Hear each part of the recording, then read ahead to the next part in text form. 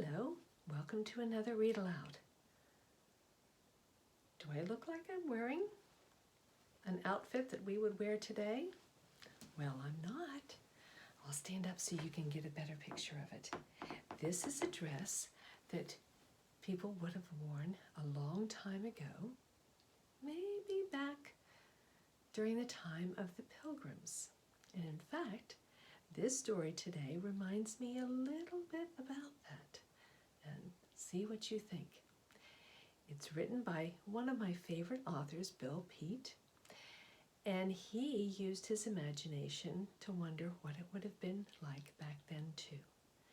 But any of you have read Bill Peet's other books, you'll know that he enjoys using animals in his story. And this story uses a sea serpent named Cyrus. You may also know that Bill Peet drew pictures on some of your favorite Walt Disney films. He drew and helped come up with the stories for Dumbo and The Sword in the Stone, 101 Dalmatians, just to name a few. But then he decided he wanted to write children's books and illustrate them. So he's done over 35 books. And today is one of my favorites that I thought I'd share with you. And it is called Cyrus the Unsinkable Sea Serpent. Now, Cyrus is a very good swimmer, so he's not easy to sink. But unsinkable also means that you keep trying and you don't give up. And that's definitely Cyrus. He doesn't give up. So let me share the story about Cyrus and how he helps the people in this story. I'm going to pull you closer so that you can see the pictures as I read them and turn you a little bit to the side. Okay. Cyrus the Unsinkable Sea Serpent by Bill Peet. Once upon a time, there was a giant sea serpent named Cyrus. Even though he was a horrible-looking monster, he wasn't the least bit fierce. All he ever did was wander about in the sea with no idea of where he was going. "I'm tired of wandering," said Cyrus one day. "I wish there was something more exciting to do. I'd like to have some fun for a change." "If you want to have some fun," said a shark, "why don't you go out and wreck a ship? You see him over there? Then you can eat all the passengers."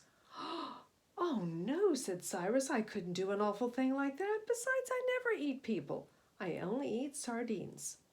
"You've got no more spunk than a jellyfish," sneered the shark. "You're nothing but a big sissy." A sissy? Cyrus had never been called a sissy, and it made him furious. "I can be as rough and tough as anyone," he grumbled, "and if I have to wreck a ship to prove it, that's what I'm going to do. It might even be fun." The serpent raised his head high out of the water to search for a ship, but as far as he could see, there wasn't a sail. "I know where I can find some ships," he said. "Lots of them." He went cruising along the seacoast until he came to a harbor, and there, sure enough, were ships by the dozen, riding at anchor in the quiet water. "I'll just lie low," Cyrus decided. "Sooner or later, one of those ships will head out to sea. Then I'll have my fun." After a quick look around to make sure no one had seen him, the serpent slipped under a pier to hide in the pilings. Do you see him there? Pretty soon there was a great commotion and confusion and lots of shouting voices as a crowd poured onto the pier. A ship was getting ready to sail, and Cyrus perked up. From all the hubbub, he learned that the ship was called the Primrose, and she was bound for a new land far across the sea. The passengers were all poor people who were going there to seek their fortunes. Does this remind you maybe of the Pilgrims? As the ship moved away from the pier and the crowd called their last farewells, a booming voice of an old man split the air. "You're in for trouble," he bellowed. "You'll never make it. You'll run into the doldrums and be stranded forever, or a storm will take you under. And if a storm doesn't get you, the pirates will. You'll never make it, I say." "That old scoundrel," muttered Cyrus. "How can he be so mean to put a curse on a ship at the start of a voyage?" The old man had spoiled his fun. Cyrus forgot all about wrecking his ship. Now he was worried about the Primrose and all her passengers. "I'll never know what happens to them," he said. "Not unless I follow. It's a long trip, but then I have nothing better to do." Without a ripple, he ducked under the water to go gliding from the harbor on out to sea, and about a half a mile behind the Primrose he came to the surface. Cyrus could have caught up with the ship in no time, but he didn't want to scare anyone, so he went churning along at a slow, steady pace, careful to keep in the distance. The first day out all went well. With a lively breeze behind the Primrose, she sailed merrily along over a rippling sea without a cloud in the sky, and on into the night with a bright full moon to light their way. "So far so good," said Cyrus. "No storms, no pirates, and no doldrums, whatever they are." For 3 days the ship sailed along without the least bit of trouble.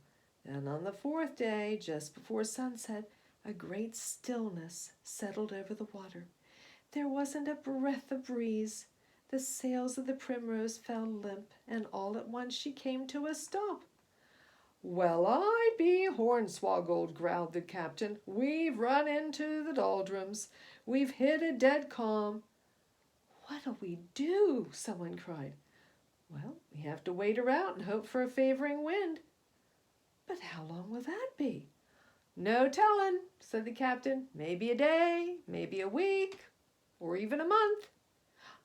"But in a month we'll run out of food and water." "That we would," said the captain.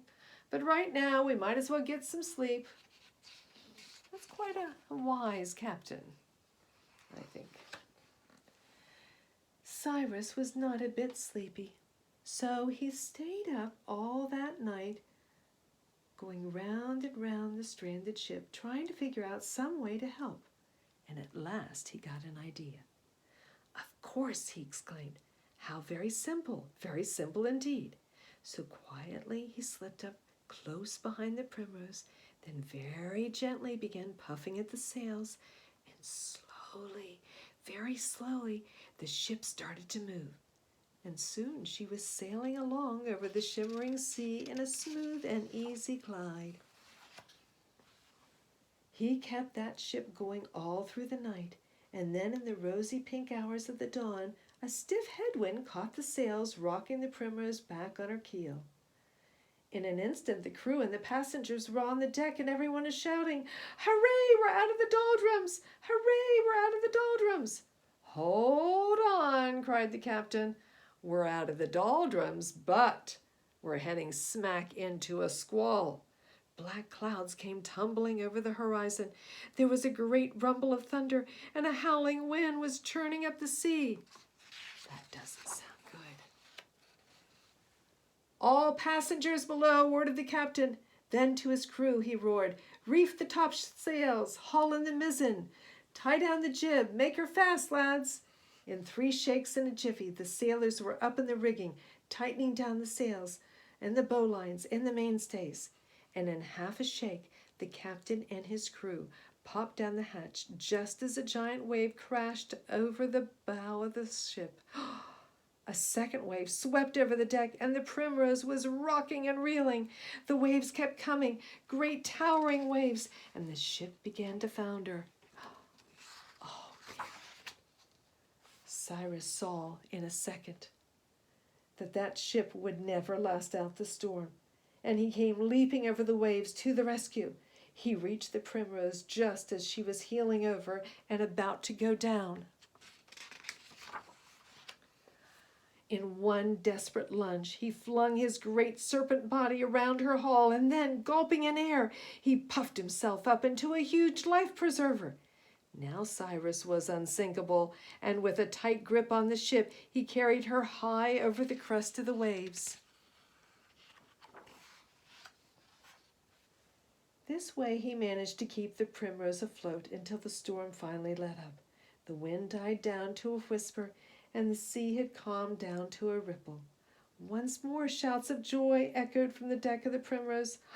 "It's a miracle!" cried the captain. "A blooming miracle! I thought sure we were goners." "So did I," sighed the Serpent as he watched the ship sail away. Cyrus was much too weary and bedraggled to go on, so he flopped down on the sea for a nap and was soon rocked to sleep by the gentle rolling waves. Snoozing away he was. When the sea serpent awakened, the Primrose was nowhere to be seen. "Oh well," he said, "I might as well forget about the ship. Besides, I've done my bit. But then, she still has a long way to go, and there could be plenty of trouble ahead, all kinds of trouble." So away went Cyrus, charging full tilt over the sea to the west. He searched the sea for miles and miles to find nothing more than a pelican, and he was about to give up when at last he sighted a ship on the horizon. Good thing he did. As he came closer, he discovered that this ship was flying a black flag. So what does that mean? You're right. She was a pirate ship. And on ahead, he spied the Primrose, and the pirates were chasing her and closing in fast.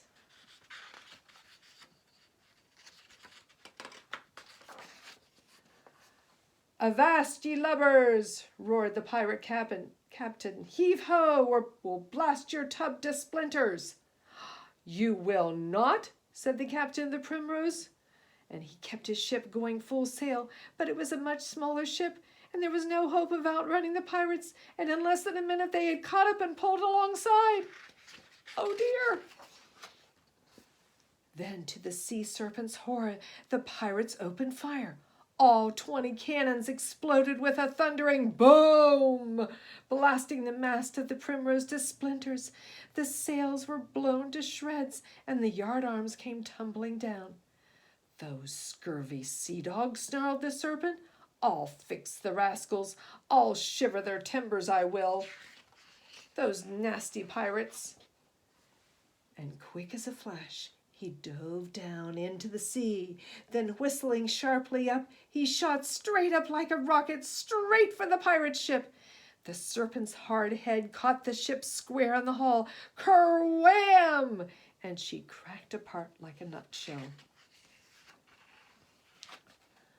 The ship was wrecked, and so was Cyrus. He had knocked himself out. His eyes were spinning like pinwheels, and he sank below the waves as limp as an old shoestring. Oh, poor Cyrus. When he finally recovered and came back to the surface, he was amazed to find nothing left of the pirate ship but bits and pieces.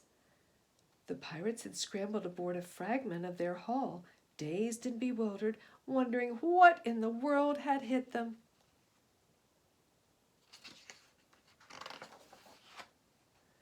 The crippled Primrose was drifting way down to the south with the passengers and crew crowded together on the deck.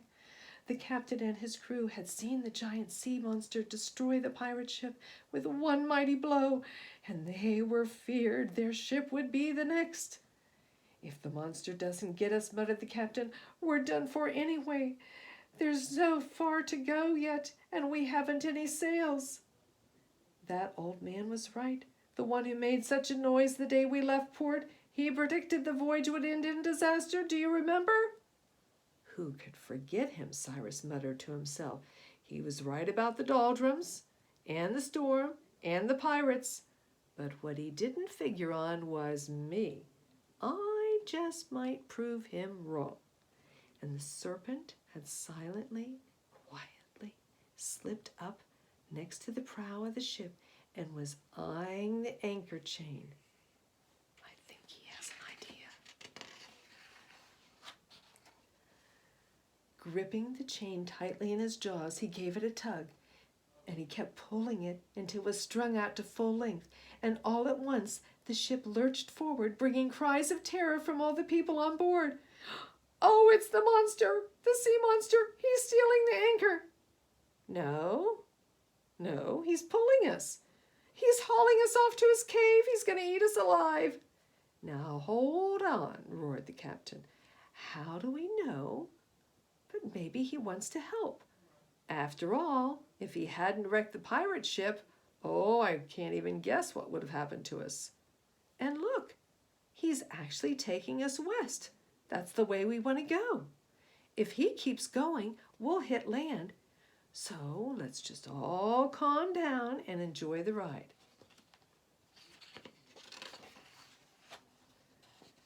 Like a high-stepping steed hitched to a fancy carriage, Cyrus galloped over the sea, picking up speed as he went. Never had a sailing ship traveled at such a fast clip. He was charging away. The Serpent was anxious to get the trip over, and he kept that Primrose going full tilt night and day without a let-up. Finally, one morning, the lookout on the ship shouted, "Land ho! Land ho!" And sure enough, looming over the horizon was a great stretch of land.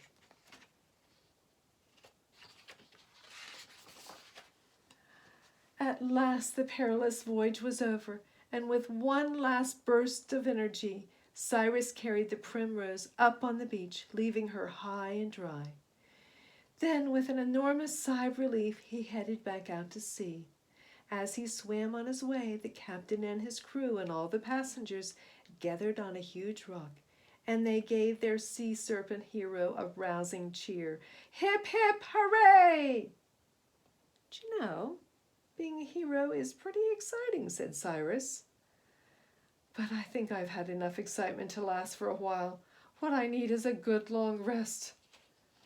So he headed south, and the giant serpent wandered off into the Caribbean Sea, where he found a peaceful little island and settled down in the palm trees to sleep for a whole month. Cyrus was very tired for some reason or other. I can't begin to imagine how tired he was after all that. But there he is, taking a well-deserved rest.